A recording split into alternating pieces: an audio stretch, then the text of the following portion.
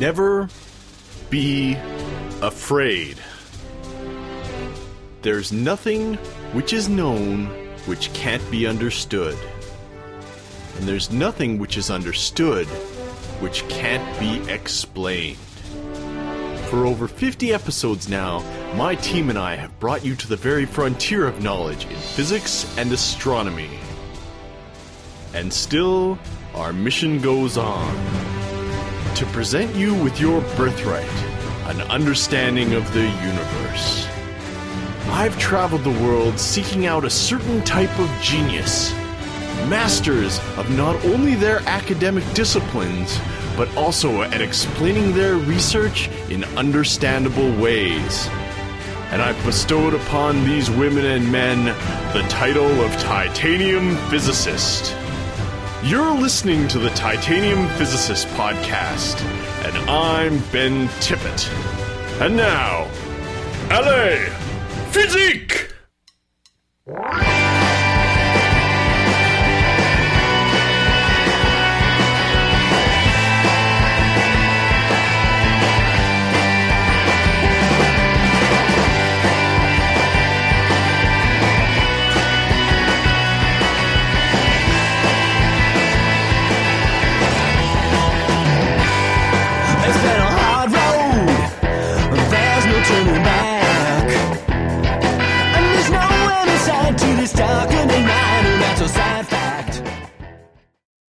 Physicists tend not to talk about philosophy, or how the physics we work with should modify the way humans interact with and describe the world around them, for a variety of reasons. Firstly, it's embarrassing. We're experts at math and experiment and observation and that kind of thing, and trained academics tend to dislike saying things in public that might be incorrect.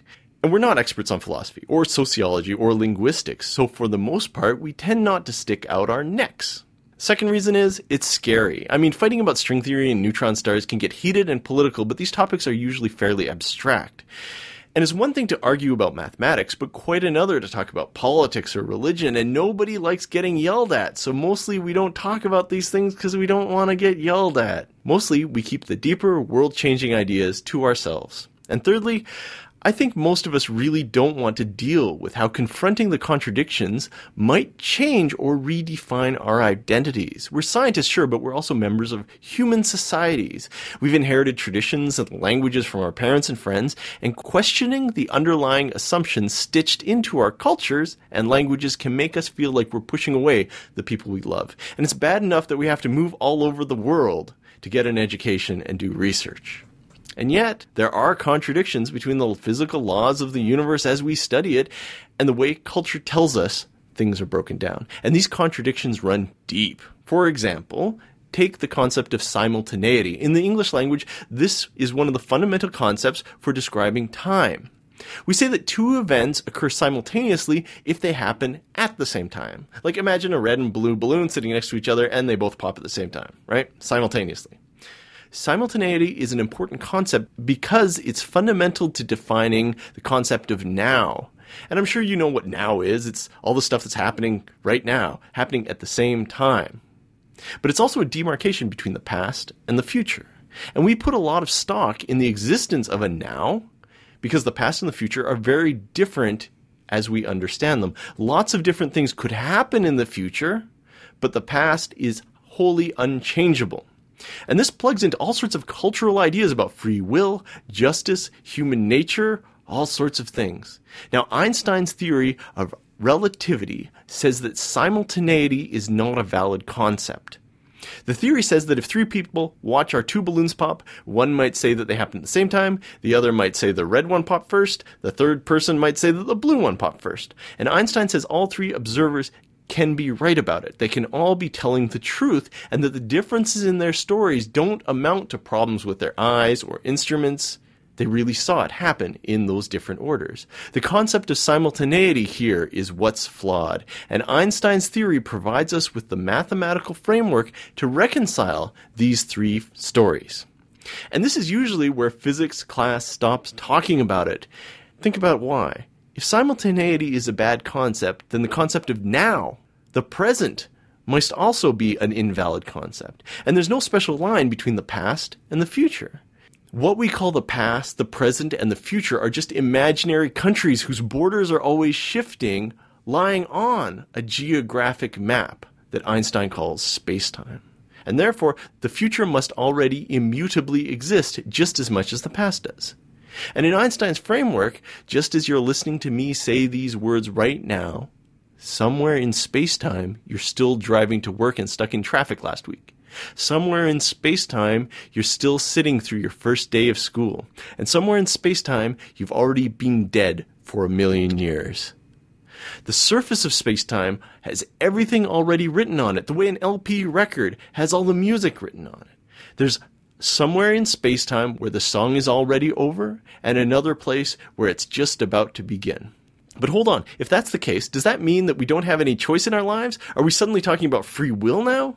Like I said, if you pick at this scab, you'll end up with some pretty sore questions.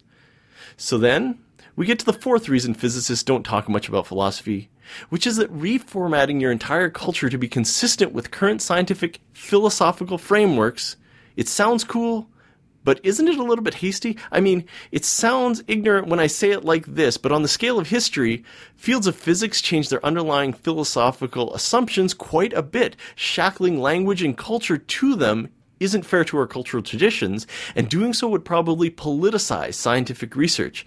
And that's why most of us just kind of stay quiet about these things. But wait, hold on. All those things I said about relativity, those are pretty radical. How do we even know that the theory of relativity is true? I mean, how do we even know that the theory of relativity is true? Today on the Titanium Physicists podcast, we're talking about the experimental and observational evidence for Einstein's theory of general relativity. And speaking of the interface between science and the public's understanding of the universe, explaining what's new in science and why it's important is the job of the science writer. There is possibly no job more important or taxing in our very modern times. Welcome to the Titanium Physicists podcast, Maya Inamura, science writer extraordinaire. Hello. Hi. Hi, Maya. How's it going? It's going well, thank you. So for you today, I've recruited two fantastic titanium physicists, and I've mixed them together, and it's going to be amazing. Arise, Dr. Katie Mack. Dun, dun, dun. Good. Dr. Katie did her PhD at Princeton University in Astrophysical Sciences, and she's currently at the University of Melbourne in Australia, where she's currently a postdoc and a Discovery Early Career Research Award winner. She studies theoretical cosmology. Now arise, Dr. Leo Stein. Dr. Leo did his PhD at MIT, and he's currently a postdoc at Caltech, where he studies Einstein's theory of general relativity and theoretical corrections to Einstein's general relativity. What two great people to talk about the tests of general relativity. All right, everybody, let's do it. Einstein's theory of general relativity is one of the most mathematically intricate theories of physics out there. Did you know Einstein had to learn a whole new field of mathematics to formulate general relativity? He didn't know it ahead of time, and so he got Marcel Grossman to teach him. Yeah. What field of math was that? Like Differential geometry. I don't know what that is. It's the mathematical analysis of curved surfaces. So it's the math that you use when you're going to try to talk about how an ant walks across an apple. Maybe we should say why Einstein needed to study differential geometry to formulate theory of general relativity. Okay, so Einstein's theory of relativity is a theory of gravity. It explains why the Earth and the other planets go around the sun in the way they do, okay?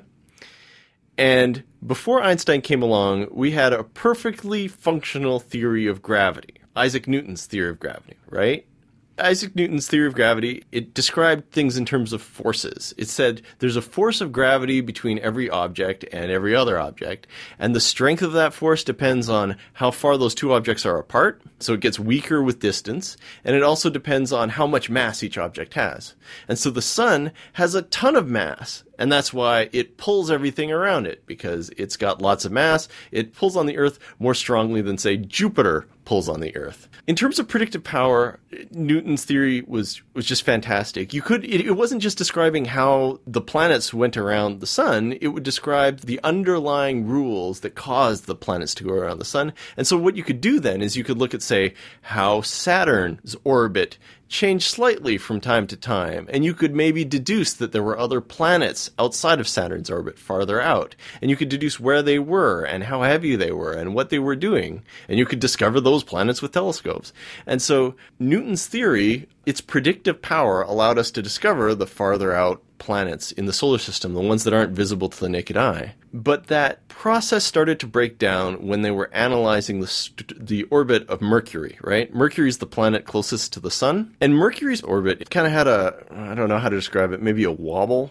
Mercury's orbit isn't a circle. None of the planets orbit in perfect circles. They orbit kind of in oval-shaped ellipses. And Mercury's orbit, its oval was kind of slowly turning around the sun in time. It happened at a very, very slow rate. And so for the most part, Newton's theory was bang on. But Newton's theory didn't describe why the oval shape of the orbit would itself turn in time, slowly. And so one of the guesses was that there was another planet inside Mercury's orbit that was affecting it. But the astronomers pointed their telescopes at the sun and burnt out their eyes, and they were like, yeah, there's no other planet there. So it wasn't clear why Mercury's orbit was doing that thing it did. Was there another planet that we couldn't see? I don't know. It was a mystery. This measurement was actually an amazing feat of astronomy at the time, because most of Mercury's precession, most of the wobble of the ellipse, was explained. Most of it was due to the fact that the sun is not a perfect sphere. It's a little squashed because it's spinning. And Jupiter has most of the rest of the mass in the solar system after the sun. So Jupiter going around also tugs on Mercury's orbit a little bit and makes it precess a bit. So most of the wobble was understood to come from the fact that the sun is not quite spherical and that Jupiter is out there also pulling on Mercury. But there was just a tiny, tiny little piece of it that was not understood. So if I had been doing those measurements, I would have thought, oh, I just got the measurements wrong. But people actually took these measurements seriously enough to think that there's a real physical effect there. It's not just a measurement error. I mean, that was before like Facebook and stuff, Twitter. You couldn't procrastinate as much back in those days, so there was nothing to do but measure Mercury. So, in comes Einstein, and Einstein had a theory of gravity that was on an entirely different philosophical framework from Newton's theory of gravity. And we'll talk about that in a second. But, spoilers, Einstein's theory added corrections to Mercury's orbit, explaining why Mercury was orbiting in that precise way that it was. So, how? That's the million-dollar question. It's like I said, it's an entirely different framework. In Newton's theory of gravity, it's all about forces. Everything moves through space, the idea was, and then intervals of distance, intervals of time were all fixed. Everybody could agree at the rate that time was passing. Everybody would agree on how long a meter was. You could essentially put a great big clock in space and build yourself a lattice grid and use it to describe the location of all the objects. And it was pretty straightforward like that. And so there's just forces that causes things to move across this grid over time. Einstein's theory was different. So different. In Einstein's theory, intervals of time, intervals of distance are now also dynamic quantities. And so you can have objects moving, and that causes their position to change, but also these objects are going to cause space-time, intervals of distance, intervals of time to change depending on where you are, depending on how you're moving, depending on what's moving. Different people will disagree on how long 1 second takes. Different people will disagree on exactly how long a meter is, and this was fundamental to it. And now, the simplest metaphorical way to describe this, to characterize it, is to say that intervals of distance, intervals of time, change depending on where you were standing. It's sort of like you're in this sort of giant grid in space, but the grid is not a fixed thing that you're just moving through anymore. Now, when you're moving through the grid, you're changing how the grid lines line up, and you're changing like the shape of the space around you, and you're changing like how quickly other things are moving through the grid. Like, you know, it's not just that you can sort of divide everything up and, you know, draw straight lines and stuff like that anymore. Now it's like you're moving through some kind of bendable space, and the bending of that space is determined partially by how you're moving, partially by what's around you, partially by, you know, other things moving around you. And so, you know, you try and make a measurement, and you have to take all that into account, and it changes how time is moving as well, because it's not just space that this grid exists in, it's space-time. And so both space and time are part of this now bendable fabric that changes based on what's going on and how it's happening. It sounds like everything's really up in the air, but it's a lot less nebulous than it sounds. Yeah. The mathematics that we use to analyze this is the mathematics of curvature. This is why Einstein had to learn differential geometry to be able to describe his ideas. In curvature, what happens is, well, you think about, say, the globe. The globe is curved, right? Mm-hmm. You could talk about what that means in different terms. If you and your friend started walking in straight lines in the same direction, but you started 1 kilometer apart, then eventually you would meet, which is not possible in flat space. It's just because the surface of the Earth is curved. Yeah. And so in Einstein's theory, things come together. You're attracted towards the center of the Earth. The Earth is attracted towards the sun, not because there's a force pushing on it, but instead because space-time, this surface that all these objects travel over, is curved, and the objects travel in straight lines over a curved surface, and that causes the trajectory to bank. And so things end up moving towards central objects, or in circular orbits around heavy things.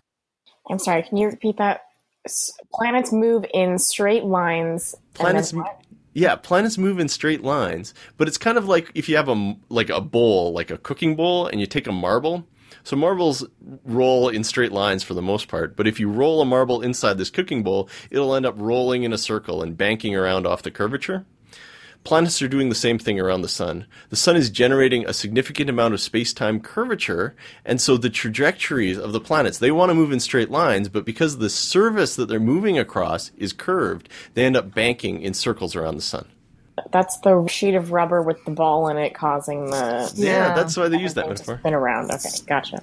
Yeah. Yeah, I mean, it's kind of like if you wanted to run in a straight line on the Earth, and you just run in one direction, eventually you'll come back to where you started, and you were always running in a straight line, but the surface you were moving on was curved. And it's just kind of the same with planets moving around the sun or something like that. They're moving in a straight line through a curved space, and so the trajectory they trace out ends up being a circle or ellipse or something like that. So these ideas are bananas. And it took a lot of experimental and observational evidence to convince people that this new framework was the appropriate one to usurp Isaac Newton's. Well, not so much usurp, but to correct it. It was very important for Einstein to make sure that the theory of general relativity reproduced Newton's theory. Other people were also trying to work on theories of gravity around the same time that Einstein was, that would also make sense in the context of special relativity. But Einstein was the one that cracked how to make that happen in such a way that it would be compatible with Newtonian gravity, so it would extend Newton. And then he started doing all these other calculations. Not just does it reproduce Newton's theory of gravity, but what else does it say? And when he found that famous postdiction of Mercury's extra precession, he apparently had heart palpitations. You know, he had this exact number that had been measured by observers, and then he did his calculation with pen and paper, and he saw that same number pop out of his calculations. It was amazing. So, the foundational assumptions of Einstein's theory of relativity are different from Newton's, right? Because in Newton's theory, intervals of space, intervals of time don't change from place to place, from moment to moment. But in Einstein's, they do. They're dynamic. And so it takes a lot of convincing to convince somebody that things change that way. But we have direct evidence that it happens. So let's talk about that. First off, historically, ordinarily, in Newtonian gravity, light moves in straight lines. And that's fine in Newtonian gravity, but in Einstein's theory of gravity, light might want to move in a straight line, but if it's moving across a curved surface, then the direction light will change. Will end up being a curved path. And this was a crazy prediction, and everybody was like, well, that's kind of weird.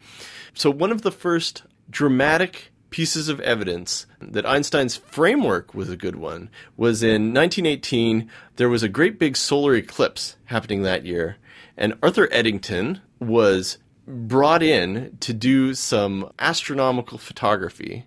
The idea is that if the curvature of space-time will cause light to change direction, will cause light to move along curved lines, then you're only going to see this effect when there's a really strong gravitational field, like as close to the sun as possible. But the problem is you can't really see what's near the sun because the sun is really, really, really bright. And so if there's a solar eclipse, the moon will block out the sun almost exactly, and you can see the stars that are around and behind the sun. And so the idea was, okay, we know that there's an eclipse later this year. We're going to send somebody down to take a photograph of when the moon is directly in front of the sun, blocking out the sun's light. Because at that moment, we can see the stars that are behind the sun.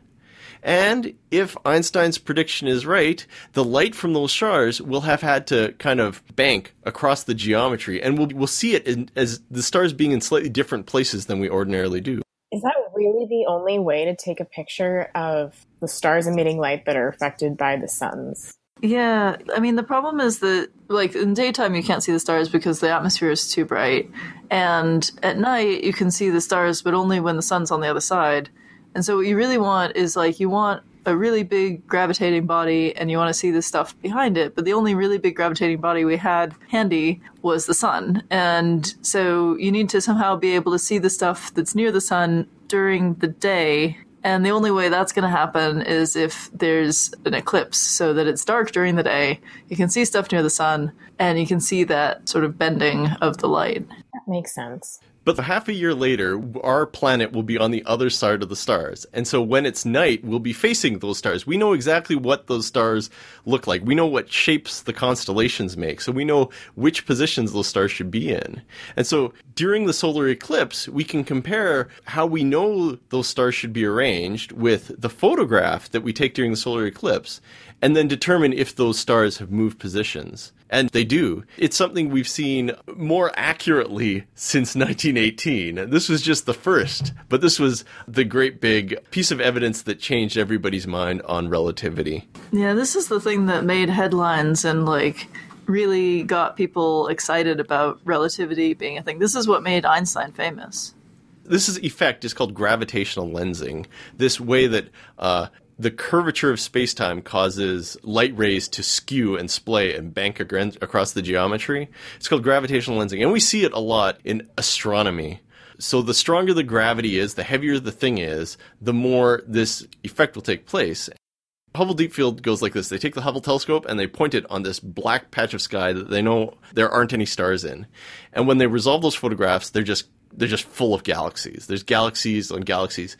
Some of the galaxies in the photograph are between us and galaxies that are farther away from us. So they eclipse farther away galaxies. And so these farther away galaxies, their light will get gravitationally lensed around the middle galaxy, and you end up seeing these weird ring shapes. It's not just the Hubble Deep Field. I mean, the Hubble Space Telescope sees lots of different systems of gravitational lensing, and there's some times where it'll look at, like, a cluster of galaxies, and that has a lot of mass, and the arcs around the clusters of the galaxies farther away are really impressive. So there's a whole bunch of systems like that, and then there's this new project called the Hubble Frontier Fields, where they have a few big clusters of galaxies, and they're studying really carefully all the galaxies behind there to try to find very, very, very distant galaxies whose light is bent around and magnified by this gravitational lens. So they're doing really interesting stuff with these kinds of systems.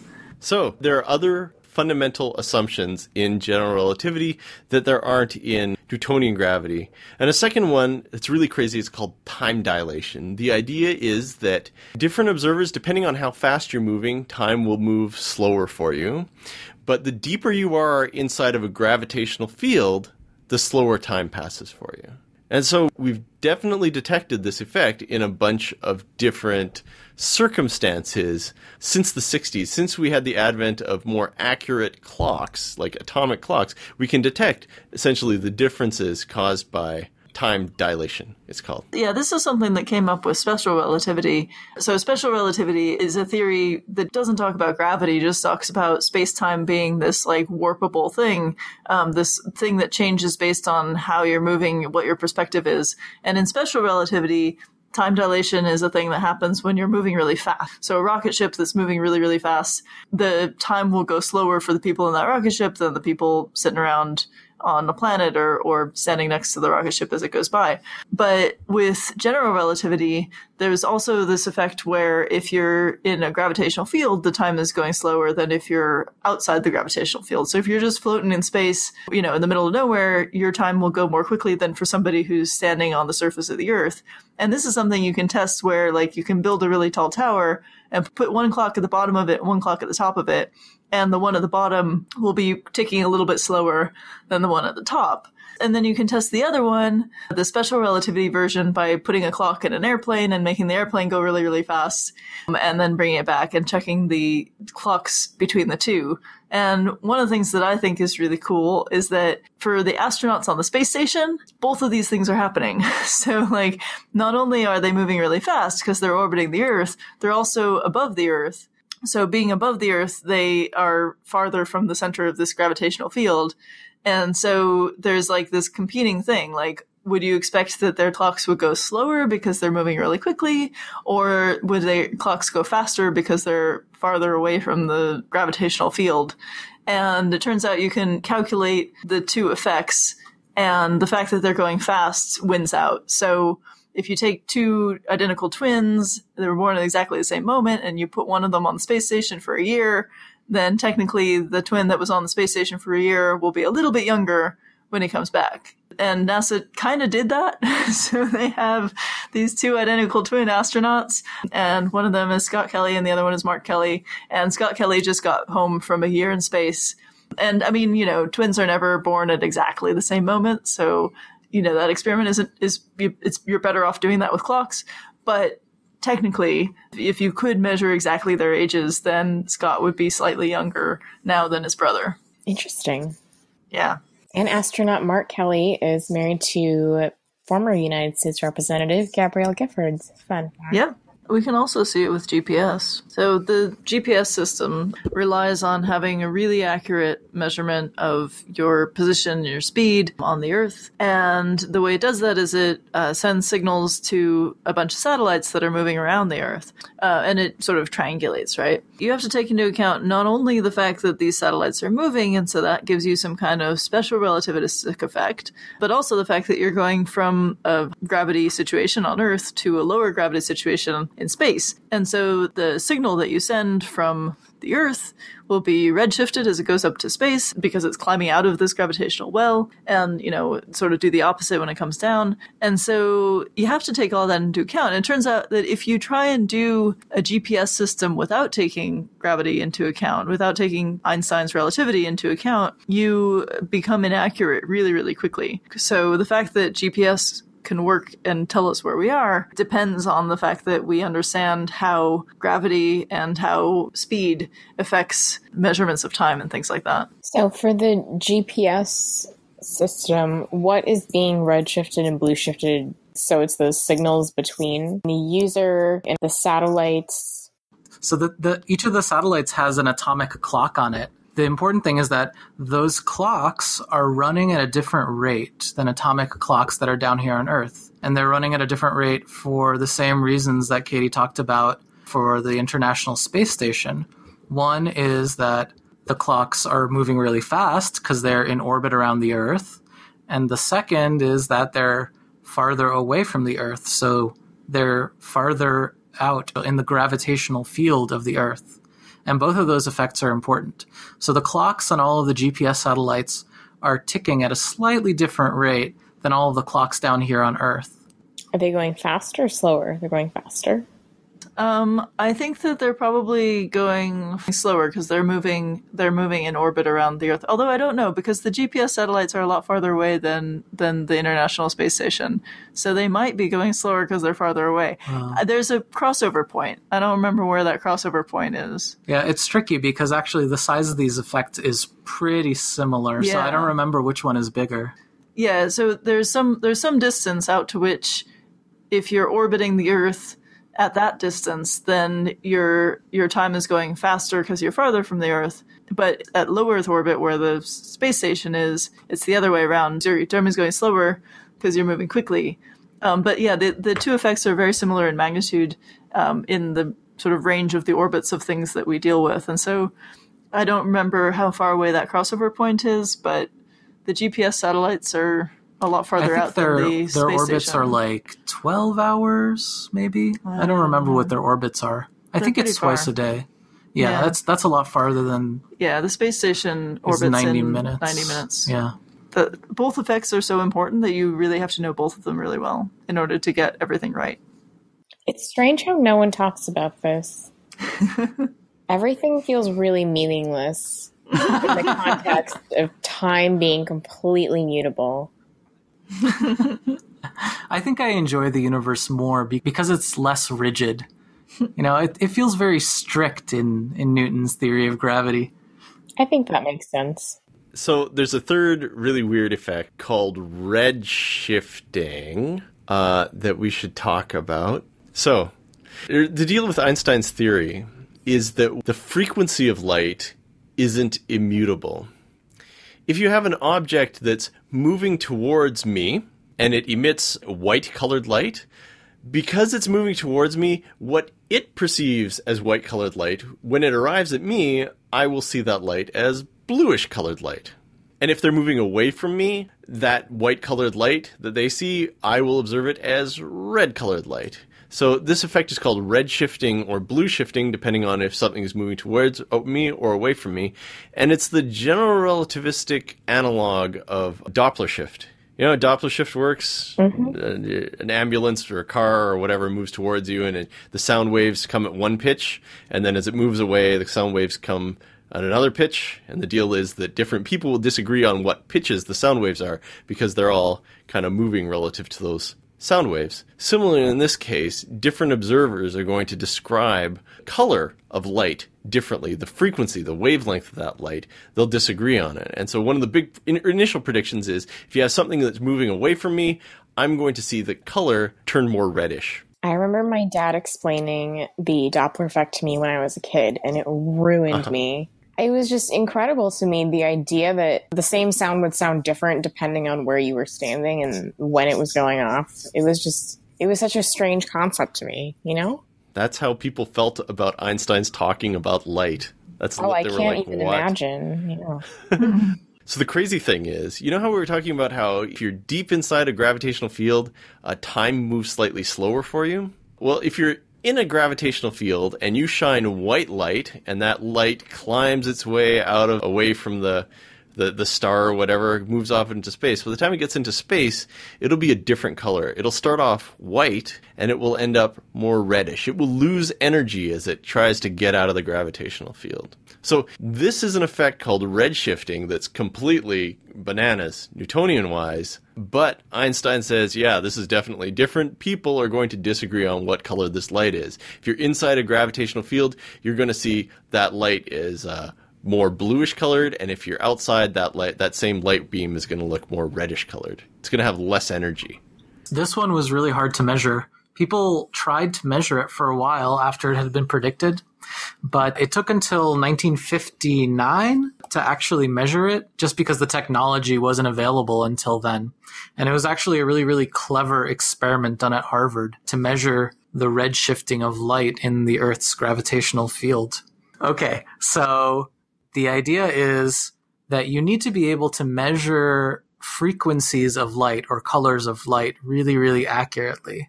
And one way of doing that is to use a nuclear resonance. So what is a nuclear resonance? So there are certain nuclei that like to be at different energy levels, and the transitions between those energy levels, there's a certain energy difference, and that corresponds to a certain color of light. Usually, when a nucleus goes from one energy level to another energy level and emits some light, that light has momentum, and so the nucleus gets a recoil, and so the light's not always at the same color because there was a little kick. So just like the redshifts, as the nucleus gets a little kick to it, that means that the color of the light is slightly different. So there's a spread in colors. But one way to make that spread in colors really, really narrow is to have this nucleus as part of a crystal lattice. And if it's in a crystal lattice, then a fraction of the time, the kick that the nucleus will get doesn't go to an individual nucleus, but it goes to the entire crystal itself. And that means that basically the atom doesn't move. And so the color of the light comes out almost at just one frequency. So it's very, very narrow. And the opposite is true too. So that crystal lattice can absorb photons of different energies. And usually it'll absorb photons of a range of energies around that special resonant frequency. But when it's the entire lattice of atoms that absorbs the kick, then it's very, very specific. So this experiment that was done in 1959 by these folks at Harvard named Pound and Rebka was they put one of these crystals at the bottom of some sort of shaft and another one at the top of the shaft. And one of these crystals is emitting gamma ray photons at that special frequency, and the other one is supposed to be absorbing those gamma ray photons. But because of the gravitational redshift that those photons get as they climb up through the Earth's gravitational potential, the photons are going to be a slightly different color, so they will have moved off of the resonance, which means that they're not going to get absorbed, and you could detect them behind the crystal. However, if you're moving the crystal down at just the right speed, then the crystal is going to see the photons of its favorite color and absorb them. So depending on how fast the crystal is moving up and down, it's going to absorb those photons at different speeds, and you'd be able to detect what favorite speed corresponds to the change in energy from the bottom of the tower to the top of the tower. So it's a really complicated experiment, but I think it's really beautiful. That makes sense, Maya? Honestly, you lost me. Okay, so you know about like atoms in like electrons, right? Yep. They deal with exact change, right? So you can cause like an electron to jump up to a higher orbital by giving it a precise amount of energy. Like a photon has to have an exact wavelength to get absorbed, right? Mm-hmm.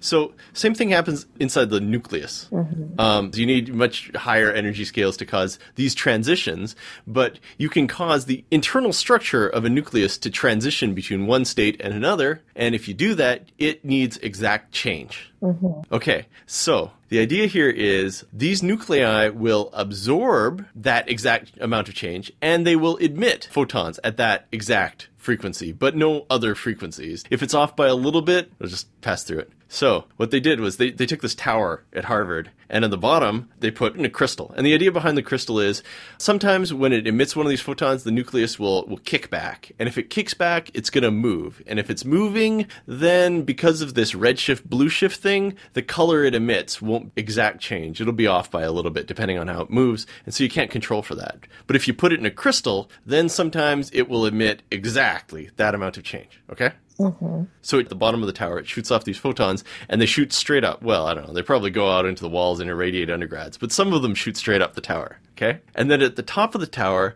they've made a detector made of the same type of crystal.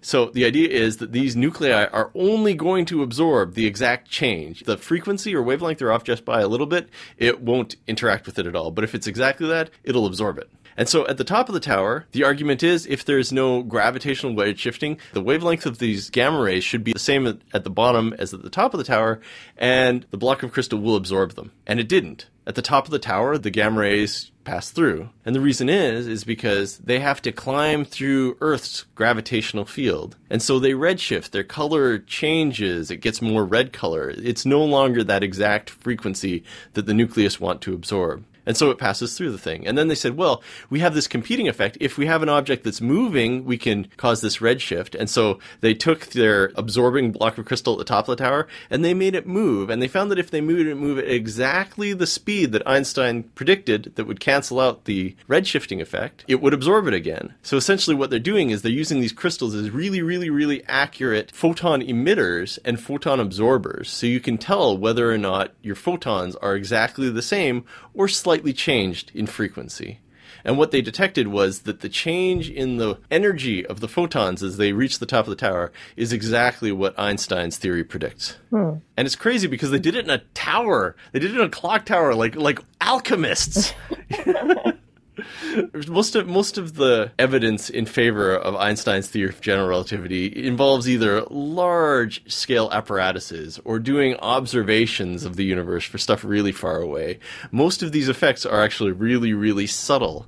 And so it's fantastic that a couple physicists and a tower were able to detect this effect. But they did, and it's entirely consistent with what... But I mean, okay, so we see redshifting and blue shifting and gravitational effects happen astronomically too, right? So stars shine certain colors depending on how hot they are, mostly. How hot they are, yeah. And, we were talking earlier about atoms emitting really specific frequencies. You can do spectroscopy on stars, and you'll see spikes, emission lines, depending, maybe it's full of hydrogen or whatever. And then you can recognize in the spectrum where the hydrogen peaks are. If the stars are moving away from us, those peaks will all be shifted to the red. If the star is moving towards us, they'll be shifted to the blue. And you can use this effect to do all sorts of things, like you can use it to see if there's a slight wobble. If the star is in orbit around something like maybe a planet, it'll cause the spectrum to wobble a little bit. Yeah. Well, planets orbit around the star. At the same time, the star is wobbling because the planet is tugging it around. So you get this kind of back and forth motion from our perspective. And yeah, you can see the shifting of those emission lines as the star is alternately redshifted and blue shifted as it's going a little bit away from us and a little bit toward us. And we've discovered tons of planets that way. Hey, do you want to tell that story about the supernovas? Oh, yeah. Okay, so I have to do the expansion of the universe real quick. Okay, so the universe is expanding. As the universe is expanding, we're in one spot in the universe, and so from our perspective, that makes it look like everything's moving away from us. And it's not just like that they don't like us, it's that everything is moving away from everything. And so if you're in a different spot in the universe, it would also look like everything's moving away from you. I mean, there are nearby things that are not moving away from us, but the most distant things, the galaxies, those are all moving away from us. So anyway, we can tell that these things are moving away from us because their light is redshifted. And the farther away something is, the faster it's moving away from us because the whole universe is expanding sort of uniformly. And so the farther away you are, the more quickly you're receding. And so we actually measure distances in cosmology with redshift by how much these things are redshifted. And so that's an effect that's just because like space is stretching and it is messing with how light is stretched out and how light is getting to us. But it also messes with time, like basically something that's moving away from us really quickly or something that's like being gravitationally redshifted by the expansion of the universe. That thing is kind of moving in slow motion from our perspective for the same kinds of reasons that something that's moving really quickly or like something that's in a gravitational field, their time is moving more slowly.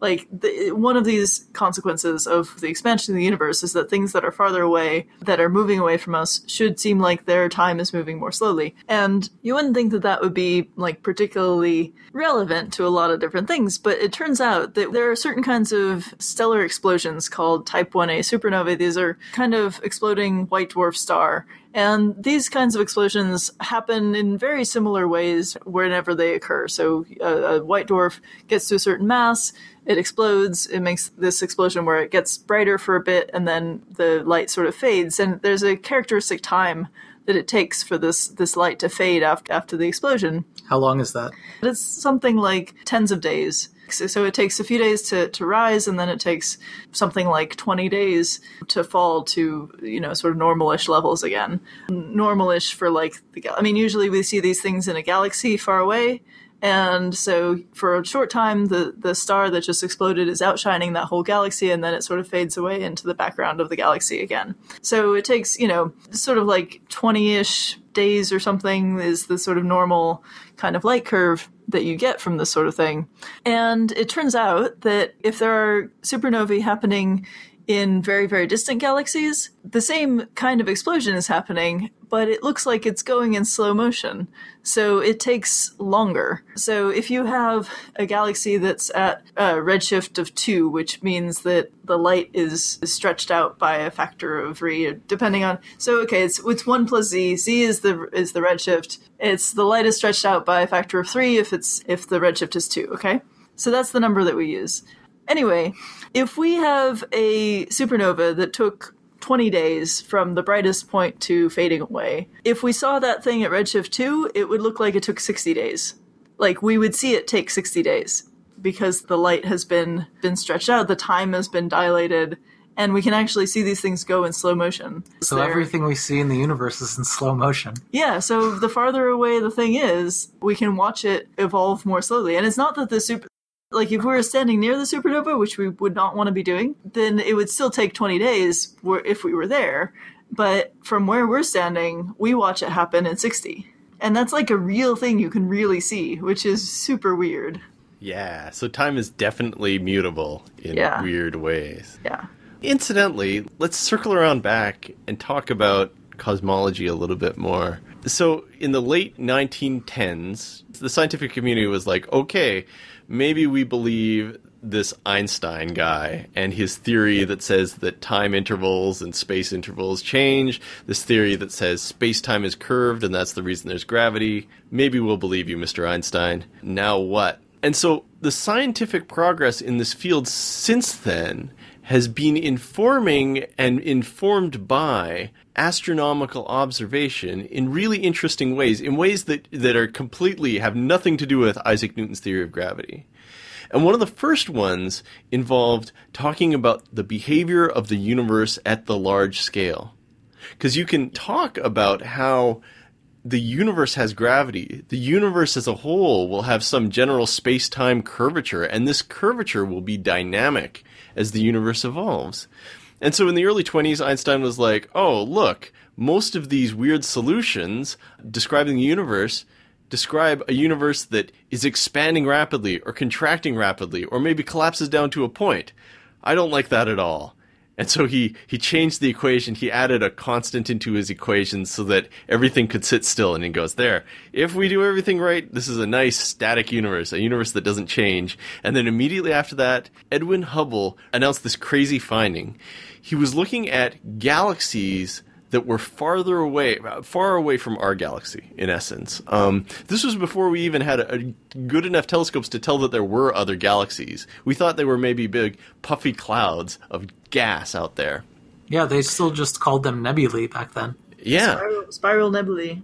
So Edwin Hubble took his telescope, the one in Los Angeles, incidentally, and he measured these galaxies, and he could tell, based on analyzing stars in them, very special stars, how far away they were from him and how they were moving relative to our galaxy, say.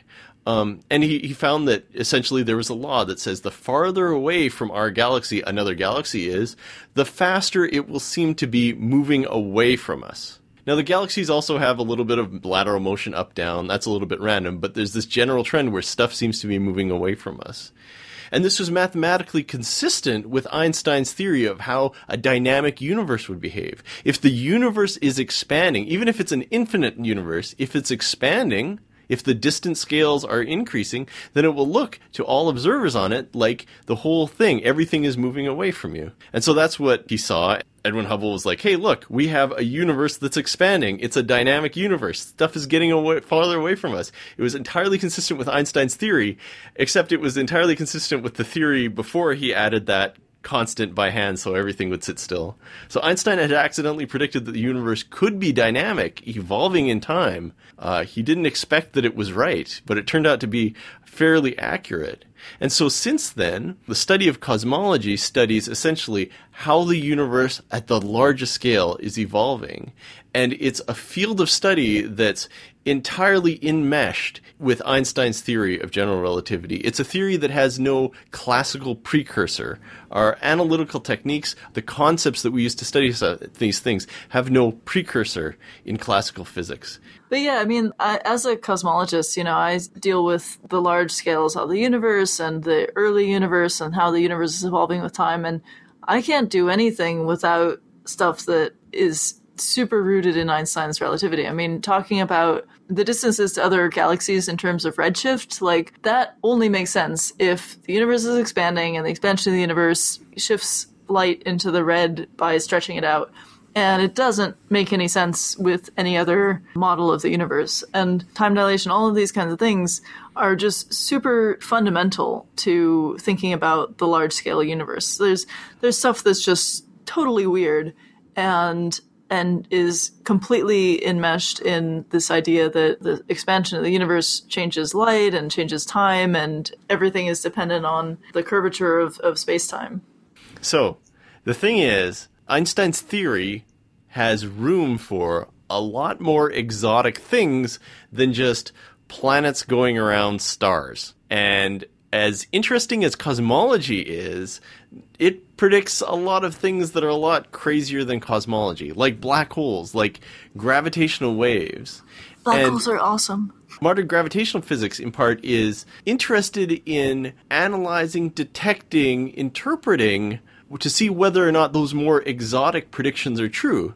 Because if Einstein's theory fails to describe the theory really well, just the way Newton's theory eventually failed to describe how planets went around the star, if Einstein's theory is going to fail, it's going to be in these more exotic situations, like black holes and stuff. Leo! Hello. So this is kind of the research that I work on. We want to learn more about the nature of gravity, and that means that we have to try to find places where general relativity is pushed to its extreme limits. Can I interject something? Yes. Real quick. Yeah, so one of the things that I really like to stress talking about these kinds of things is that, like, it's all about finding the limits of the theories and the, like, edges of where things are valid. So just the same way that Einstein didn't prove Newton wrong, per se, like, tests of general relativity, tests of Einstein's theory are also not trying to prove Einstein wrong per se. What we're trying to do is say, like, anything that you can do in a room by yourself with, like, balls and tables and, like, lasers. Things inclined, like lasers, inclined planes, whatever, all of that works perfectly fine with Newton's theory. Unless you're in, like, a super fancy lab, with really high-tech equipment, everything that you do in your daily life is going to be fine with Newtonian gravity. You don't have to do anything weird. And it's only when you get to stuff that's stuff that Newton really couldn't have imagined that you end up having to tweak the theory to fit better with Einstein's theory. So Einstein's theory, you can reduce it to Newton's theory, and there are regimes where you just don't need to do any of the Einstein stuff at all, and Newton's theory is just fine. And that was really important for making general relativity like a valid theory, was that it had to reproduce, as Leo said, it had to reproduce all of Newton's predictions, in those regimes.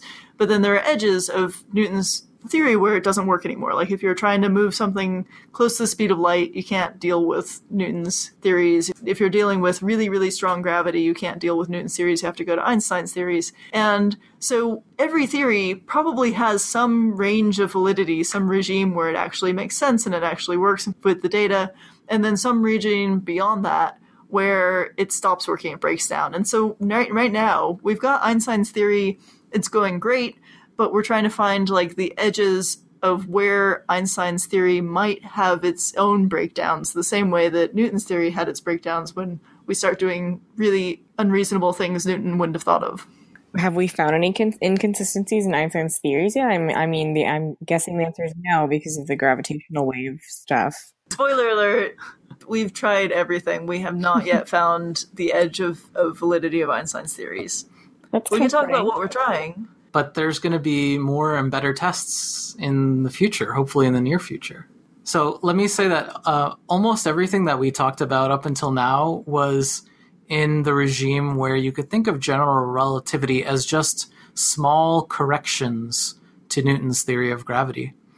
But that's not true on cosmological scales where it's the whole universe that's expanding, and it's not true when you get down to the scale of black holes where it's gravity itself that is holding the black hole together. It's only made out of gravity. There's nothing else there. Yeah, black holes are awesome because, like, you take a star and you collapse it, and it collapses and it's not a thing anymore. Like, once it becomes a black hole, you can't really talk about it as a thing, like stuff. I mean, you can describe a black hole as just like a dent in space-time and kind of not much else. Like, it might have a charge, which is like there's some kind of, trapped electric field kind of thing going on. It can spin, but like space-time can just have a sort of spin to it in that region. And it has the mass, which is just how much space-time has sort of bent and made this dent there. But like, that's it. That's all the black hole is. It's a space-time thing. It's not even mass anymore. It's not even matter anymore. It's just a space-time thing. It's really cool. Yeah, so if you want to look for places where general relativity might be pushed to its extremes, then you don't really want the places where it's close to Newton's gravity. You want the places where it's as far away from Newton's gravity as possible. So that's why we want to look at cosmology, we want to look at black holes, we want to look at systems where objects are moving very close to the speed of light. And that was exactly what the most recent test of general relativity was, which was the announcement of the detection of gravitational waves. Bum, bum, bum. So the moral of the story is, to put it briefly, we want to talk about analyzing locations that have lots and lots of space-time curvature, because that's where the theory is going to go wrong. And cosmology is only the tip of the iceberg. So the big one is black holes, right? Black holes are absolutely bananas because there's nothing there. There's no surface, there's no star. All there is space-time curvature. It's gravity gravitating upon itself. There's other stuff too, like the detection of gravitational waves, which is absolutely fantastic. We heard about it in the news. The deal is that the LIGO facility, using kilometer-long interferometers, managed to detect waves in space-time. And the idea is that space-time has a geometry. Information in space-time travels at the speed of light. So if you have a system that's rapidly evolving, say you've got two massive stars in orbit around each other that crash together, dramatically changing the dynamics of the system, that information will move out at the speed of light, and that information will be encoded as space-time curvature, as changes in intervals of time, intervals of space. And we can describe those and detect those as gravitational waves. And one of the biggest effects here isn't all that recent. It happened in the late 70s, early 80s. There were two binary pulsars, so two neutron stars in orbit around each other. So one of them was a pulsar. So pulsars are neutron stars that are rapidly spinning, and they're spinning in such a way that there's like a jet of radiation and particles coming out of each pole of the pulsar, and the pole of the radiation is not the same as the pole of the spinning. So like, it's spinning on a different axis than the radiation, and so it means the beam sweeps around and like a lighthouse. Like a lighthouse, yeah. And so if there's a pulsar out there where the beam passes over the Earth every once in a while, then we'll see that pulsing. When I say once in a while, I mean like within like milliseconds or seconds or whatever. Like, they're quickly, they spin really fast. By best, I mean the ones that have the best science that you can do with them spin as fast as possible, because you can get better precision on the measurements if they're going faster. And those spin around once every, say, 5, 10, 20 milliseconds. Yeah, so these things are spinning really fast. And the timing of that spinning, they're like extremely accurate clocks. So the jet sort of sweeps out at the same intervals, like really, really accurately. And so because they're really accurate clocks, then you can measure how their time is moving. And so if you have a pulsar and another neutron star and they're orbiting each other, you can measure the timing of the orbits and the timing of that clock really, really accurately. And that allows you to know the system really, really well And so in the 60s and 70s, this system was discovered where it was a pulsar orbiting a neutron star. So the other neutron star might or might not have been a pulsar, but it wasn't facing us, so we didn't see any pulses. But these things were orbiting each other, and once every 8 hours. Yeah, really quickly. These two objects that are each just like 20 kilometers across, and each of them is about 1.5 times the mass of the sun. And they go around each other once every 8 hours. That's crazy. Yeah, they're really close together, too. Like, they're at closest approach, the distance between them is smaller than the width of the sun. So they're really close together, Yeah, so it's a really extreme system in kind of every possible way. So these scientists were studying, like, how quickly they were orbiting each other and looking at the ticking of the clock. And they found that the orbit was shrinking a little bit. Well, before they found that, they found some simpler effects. Well, I don't know about simpler, but there's a lot of special and general relativistic effects that you can measure from the system. Just like Mercury is precessing, this system's orbit is also precessing. And how much it precesses is a prediction of general relativity, and it's basically bang on. You can measure the Shapiro delay in the system. Well, maybe not in the Hulse-Taylor pulsar binary system, but in other pulsar binary systems, you can measure the Shapiro delay as light from the pulsar goes close to the other massive object, it gets delayed. And finally, there's what Katie was talking about, which is that the neutron stars are getting closer and closer together. So the period of the orbit is getting smaller, and they're sort of spiraling into each other. And the reason they're doing that is because they're emitting gravitational waves, and that's carrying a little bit of energy out of the system over time. And that emission of gravitational waves is allowing the system to come together, and eventually the two stars are going to crash into each other. What happens when the stars crash into each other? Well, probably a gamma ray burst, which would be awesome. And also we'll probably see a signal in LIGO, I guess, if it's still around by then. I don't know how long it'll be. I think the Hulse-Taylor pulsar binary we'll all be long dead. Yeah. I don't know if it's 100 million years or if it's longer than the age of the universe, but it's super long. But we know about dozens of these systems, and at least a handful of them we know will merge within the lifetime of the universe, but none during our life. None of these pulsar binaries will merge during our lifetimes. Yeah, but when they do come together, they'll probably make a short gamma ray burst, which is like a big burst of radiation, and they'll send out even more gravitational waves. But the gravitational waves that they're producing now are the thing that are taking energy from the system. And LIGO is capable of detecting gravitational waves from other kinds of neutron stars orbiting each other. Ones that are orbiting even faster. Yeah. So because this Hulse-Taylor system is once every 8 hours, the gravitational waves are at twice the frequency, half the period. So it's a gravitational wave signal that repeats once every 4 hours about. But LIGO is sensitive to gravitational waves that have frequencies of about 10 hertz to around 1,000 hertz. So that's in audio frequencies.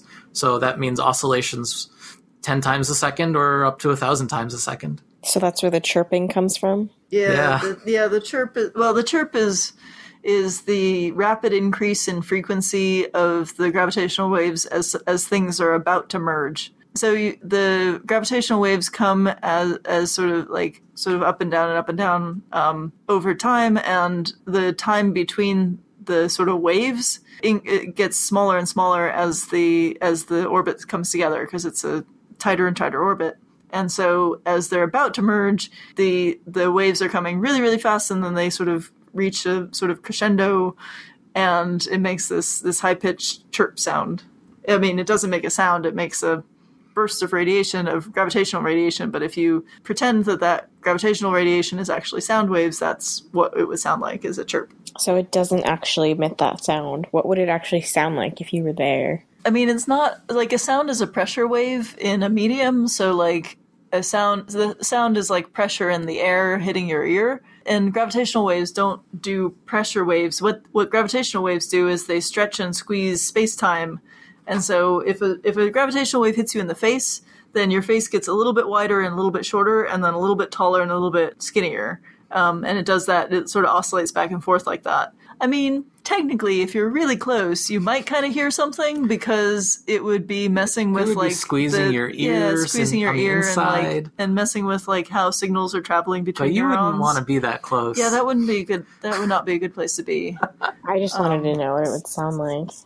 Yeah, it would. I mean, you'd probably feel it before you heard it. You'd probably feel like sort of tingling because all the little nerves would be kind of stretched out, and the nerve signals would take a little bit longer to travel, and that would feel weird. I've thought a little bit about this. It's kind of disconcerting. So that pattern of squeezing and stretching that Katie described, that's one of the predictions of general relativity.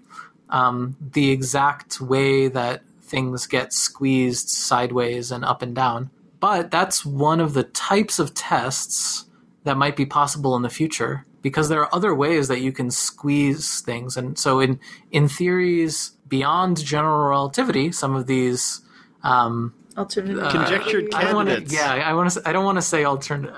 Yeah, I want to say potential corrections.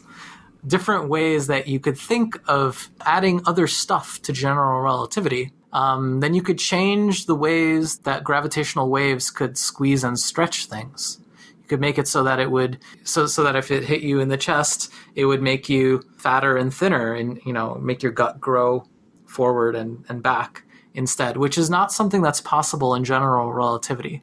So to do those kinds of tests, we would need to wait for future gravitational wave detectors to come online. We would need more than just the two that we have today. Another one of these gravitational wave tests is that general relativity predicts that gravitational waves travel at the fastest speed possible, so the speed of light. But there are other potential changes that you could make to the theory that would make gravitational waves a little bit slower or a little bit faster than the speed of light. And that was actually a little bit tested with the first gravitational wave that was directly detected back in September. Spoiler alert, it's still totally consistent with being massless. Well, so it's consistent with traveling at the speed of light, which is what massless things do. So if whatever is carrying gravitational radiation, if you interpret that as a particle, it's a massless particle. Yeah. I mean, one of the things that I think is awesome about the gravitational wave discovery is that it really incorporates every part of Einstein's relativity. Like, you can write down the things Einstein came up with, and like you can just check them off on this discovery. Okay, so there's the speed of light as this ultimate speed limit, and the gravitational wave travels at the speed of light, and that's like, and you can measure the delay between when the gravitational wave hit one of the detectors and then the other, and it's just the right delay for light travel time to be that. So speed of light constant, awesome, you got that. Then there's the whole bending of space-time being gravity, and the ripples in space-time gravitational waves, that's what we measured. That was cool. There's the constancy of the speed of light. So one part of special relativity, I mean, the thing you can kind of derive everything about special relativity from is that the speed of light is constant, and you need that fact to measure gravitational waves at all, because the LIGO detectors rely on that to be able to measure the change in distance of the arms as the gravitational wave comes through. So you've got speed of light being constant. That's used in this gravitational wave discovery. And then there's the E equals mc squared that comes into it too, awesomely. So we can use the gravitational wave waveform to measure the mass of each of the black holes before they came together and merged into one black hole. And you can find that there's like 3 times the mass of the sun left over when you add up the mass of the 2 black holes and then subtract the mass of the final black hole. There's like 3 solar masses missing, right? And that was converted into the energy of the gravitational wave. And so it was E equals mc squared. Like, you took the equivalent energy of 3 times the mass of the sun and converted it straight from mass into energy in this merging event. So like, wow, every little bit of relativity you can see in this one detection. It's so amazing. That's really cool. Yeah. Personally, I think it's a little strange that time is not constant, but light is. That's not something I would have expected for some reason. I don't know why. I know, it's super weird, right? I don't know why light is the same, but time is not. We can't rely on time, but we can rely on light, if that makes sense. Yeah. Yeah, it's just this strange part. I mean, everything in relativity kind of comes out of that fact that light doesn't care what's happening. It travels at the same speed no matter what you're doing to it. I mean, if you make it go through a medium, like glass or something, that slows it down because it's bouncing off stuff. But like, if you just go through a vacuum and you're like warping the space-time and you're like doing all these things with gravitational fields and you're like going by in a rocket, light doesn't care. It just goes at the same speed. It's like, whatever, guys, I'm just doing my thing. And that's where all the weird effects from special relativity come from. And that's like part of why you get the sort of stretched out redshifting. You can interpret that as being like the crests are coming at different times because the time is being dilated but the light is traveling at the same speed. It's like super weird. But yeah, that's the thing. That's the one thing you get to keep in relativity is that the light speed is constant. And everything else kind of comes out of that being the one thing that is always the same. Oh yeah, redshifting comes into it too. Like redshifting affects the shape of the waveform of the gravitational wave, and that tells us how far away the black holes were too. That's also in it. Everything's in it. Hey Maya, are you convinced that general relativity has lots of evidence behind it, even though it's like totally gonzo?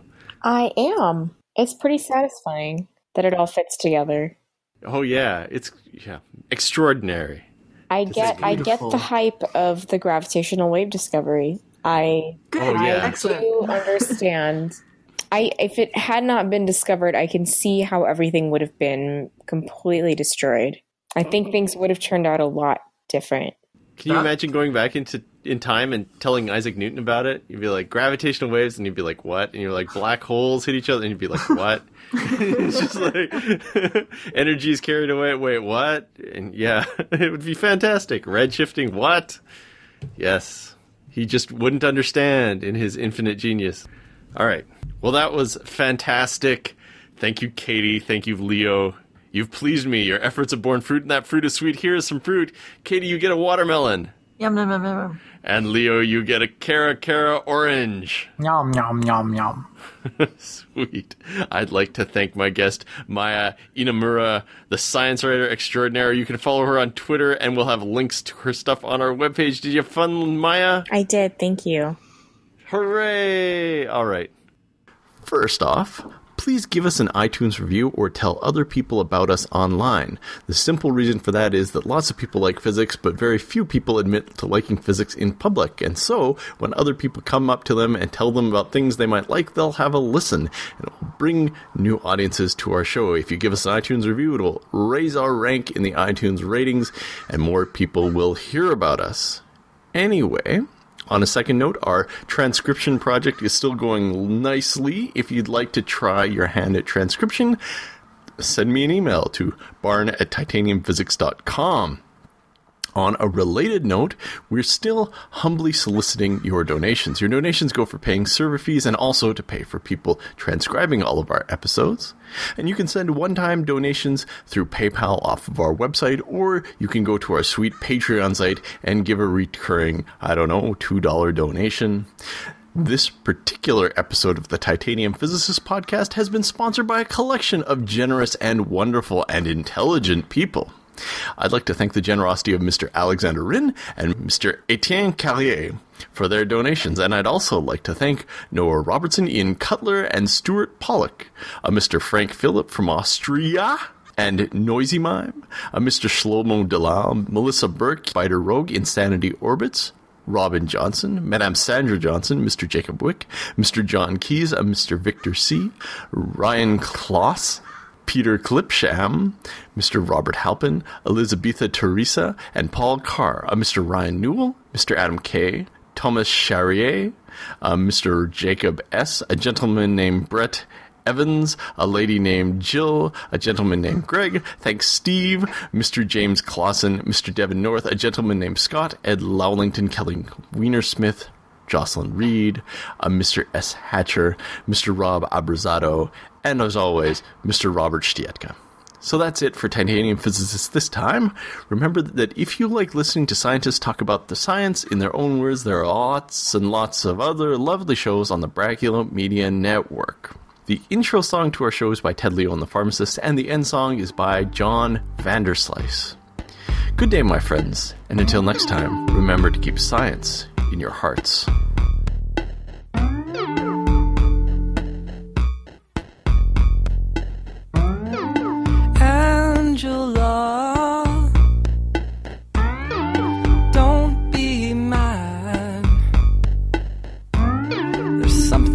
gotta tell you, dear, before you come back here. I lost your bunny. I let him out of the cage.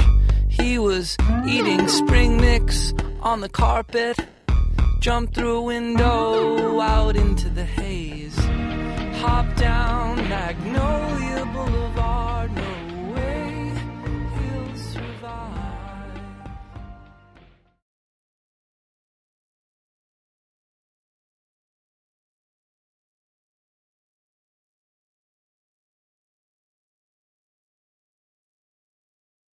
Okay, so first off, are there any questions?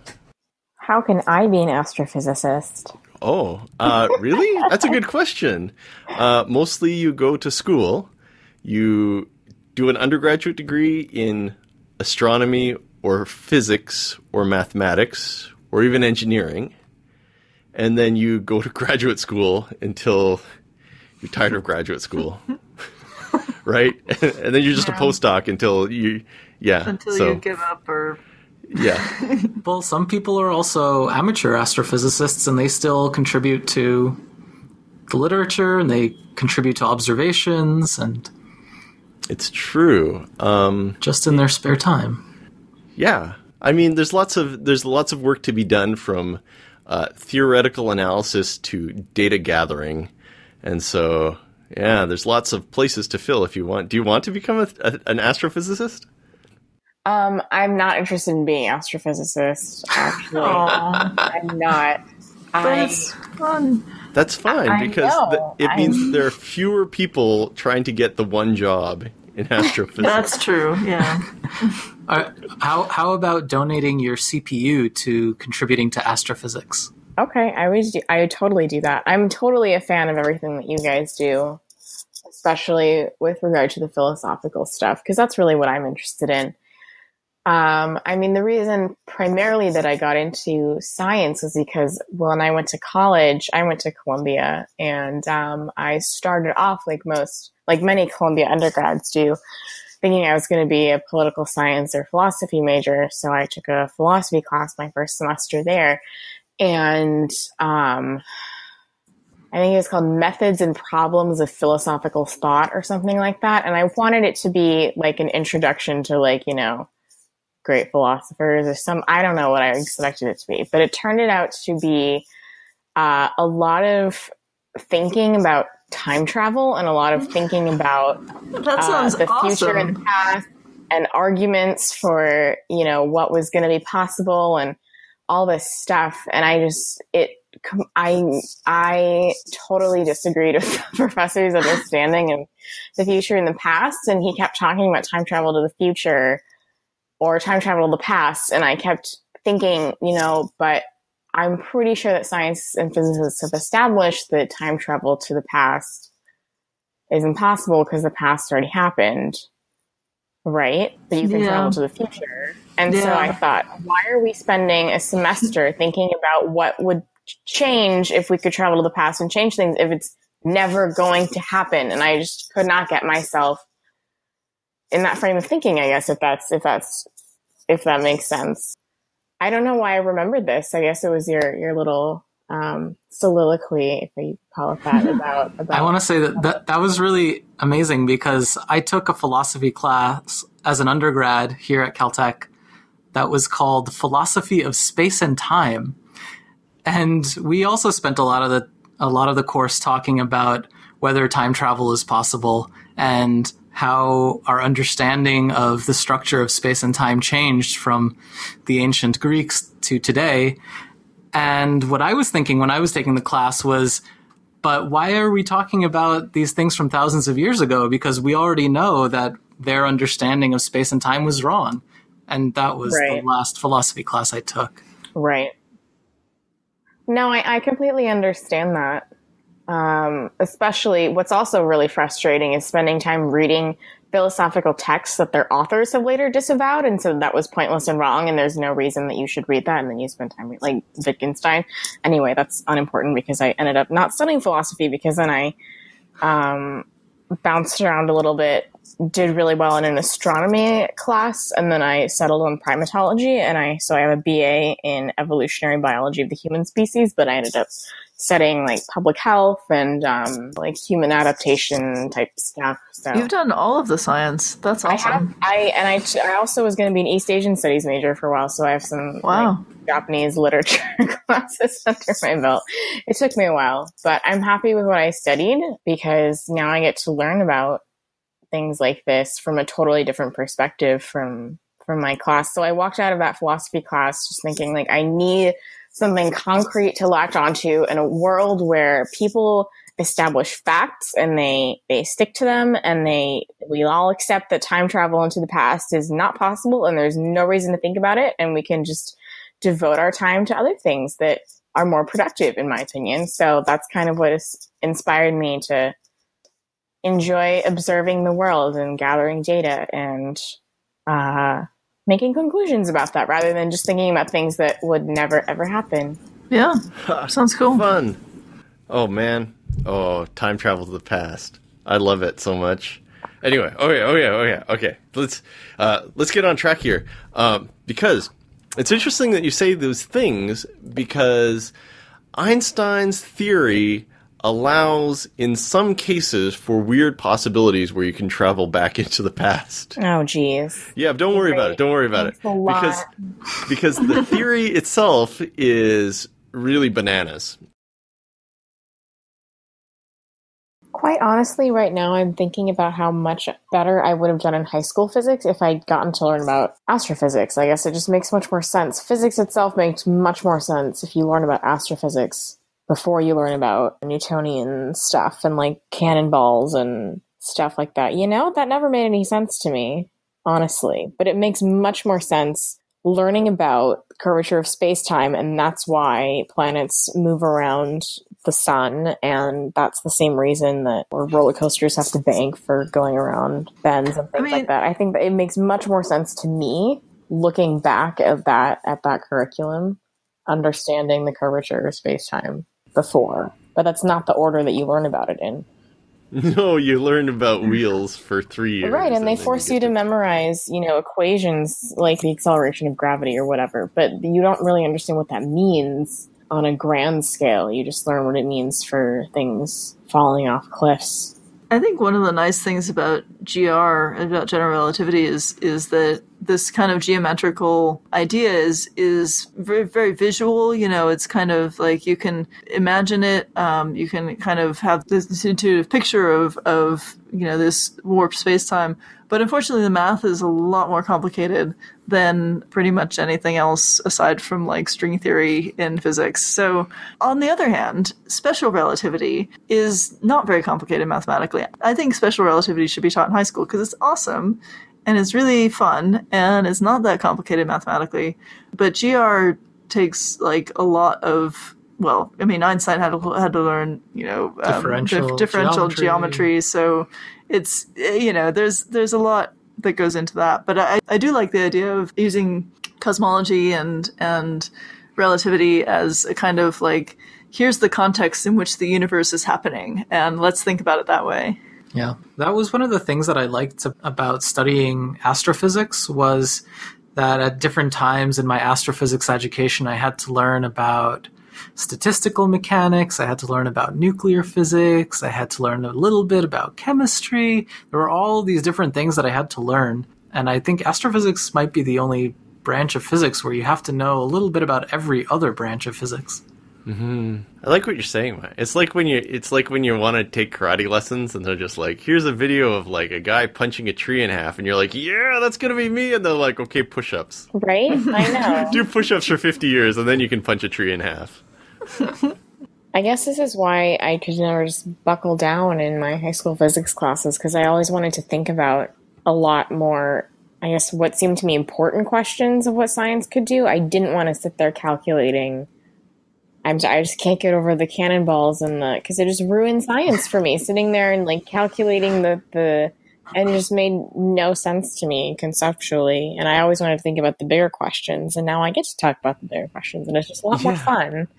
I think a lot of it depends on how engaging your lecture is. I mean, honestly, I probably ended up studying general relativity because one of the best lecturers I had was my general relativity lecturer. And then I started to do research for him. It's funny because it's not like general relativity has entirely usurped all of the ideas from Newtonian mechanics. There's a lot of Newton stuff in there still, like energy, momentum. There's a lot of people talking about inertia. Inertia is a big thing in Einstein's theory. And these are all inherited from Newton's methods. And it's kind of interesting because if you want to train a physicist and you want to increase the level of complexity, but also focus on things that will be relevant later, you essentially want to drill them on cannonball questions until they can do the really crazy mathematics.